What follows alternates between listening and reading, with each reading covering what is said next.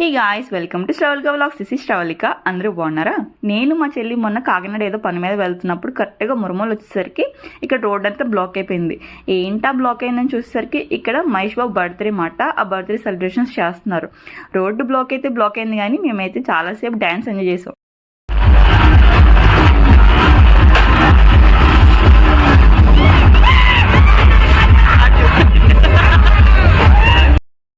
కింద డ్యాన్స్ చేసే వాళ్ళు ఉండరు కదా, కొంచెం సేపు అయిన తర్వాత మాది బస్సు ఆగుందనమాట, ఆర్టీసీ బస్సు. తర్వాత పైకి ఎక్కేసి చాలాసేపు పైన డ్యాన్స్ చేశారు.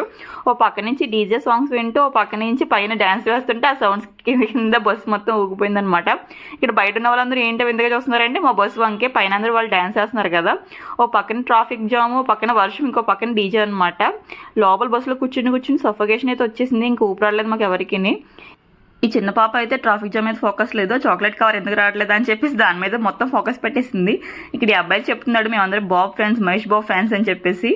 ఇంత ట్రాఫిక్ జామ్ లో అయితే నేను ఇతను చూసాను అనమాట. హెల్మెట్ పెట్టుకుని మొత్తం చుట్టూ కెమెరాస్ అయితే పెట్టుకుని ఉన్నాడు. మేబీ రైడర్ అనుకుంటా. నేను ఫస్ట్ టైం చూసాను ఇలాంటి వాళ్ళని బైక్ మీద.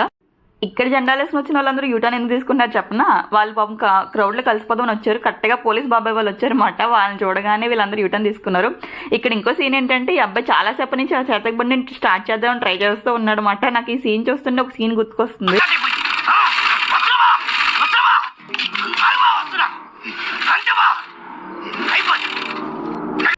అలా చాలాసేపు ట్రాఫిక్ జామ్ అయిపోయిన తర్వాత లాస్ట్కి ఇంకా ట్రాఫిక్ మొత్తం క్లియర్ అయింది. అండ్ రిటర్న్ మనం మళ్ళీ కాకినాడ స్టార్ట్ అయిపోయామన్నమాట.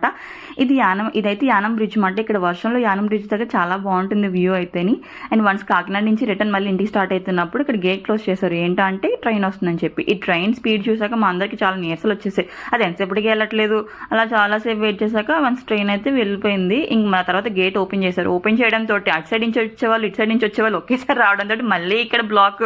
మేమైతే ట్రైన్ పట్టాల మీద ఉండిపోయాం చాలాసేపు. తర్వాత మళ్ళీ క్లియర్ చేసి పంపించారు అందరినీ. ఇదైతే కాకినాడ బస్ స్టాండ్. మేము ప్యాసింజర్ బస్ కోసం వెయిట్ చేస్తున్నాము. అది ఎంతసేపటికి రావట్లేదు. అండ్ జనాలు చూసేసరికి మాకు భయం వేసింది, చాలా టైం పట్టేస్తుందని. ఇంకా మా చెల్లి అయితే టికెట్ కోసం అని చెప్పి ఎక్స్ప్రెస్ బస్ ఎక్దామని చూస్తుంది. నేనైతే బస్సు ఎక్కేసి ప్లేస్ ఉంచాను. మా దరిద్రం ఏంటో కానీ మా చెల్లి టర్న్ వచ్చేసరికి టికెట్స్ అయిపోయాయి అనమాట. అండ్ పరువు పోయిందని చెప్పేసి నేను బస్సులో దిగిపోయి మళ్ళీ టికెట్స్ కోసం వెయిట్ చేస్తున్నాను. అండ్ అక్కడ మళ్ళీ ఒక 20 minutes అలా వెయిట్ చేసాం అన్నమాట, హాఫ్ అన్ అవర్. తర్వాత ఏం చేశారంటే నార్మల్ ప్యాసింజర్ బస్సుని ఇంకా లాస్ట్ బస్ అని చెప్పేసి ఎక్స్ప్రెస్ చేసేసి అదే ఎక్కేమని చెప్పారు అందరినీ. ఇంకా అదే బస్ ఎక్కేసాం మేము. అండ్ మార్నింగ్ అయితే నేను అటు సైడ్ కూర్చోలేదు కదా, యానంకి బ్రిడ్జ్ మీద వచ్చేసేటప్పటికి. నేను అందుకని చెప్పి కావాలని ఇటు సైడ్ కూర్చుని, ఎందుకంటే నాకు హనుమాన్ ఈ స్టాచ్యూ చూడడం అంటే చాలా ఇష్టం అన్నమాట. అందుకని చెప్పి ఇటు సైడ్ కావాలని కూర్చున్నాను నేను. వ్యూ అయితే చాలా బాగుంటుంది ఇక్కడ హనుమాన్ది.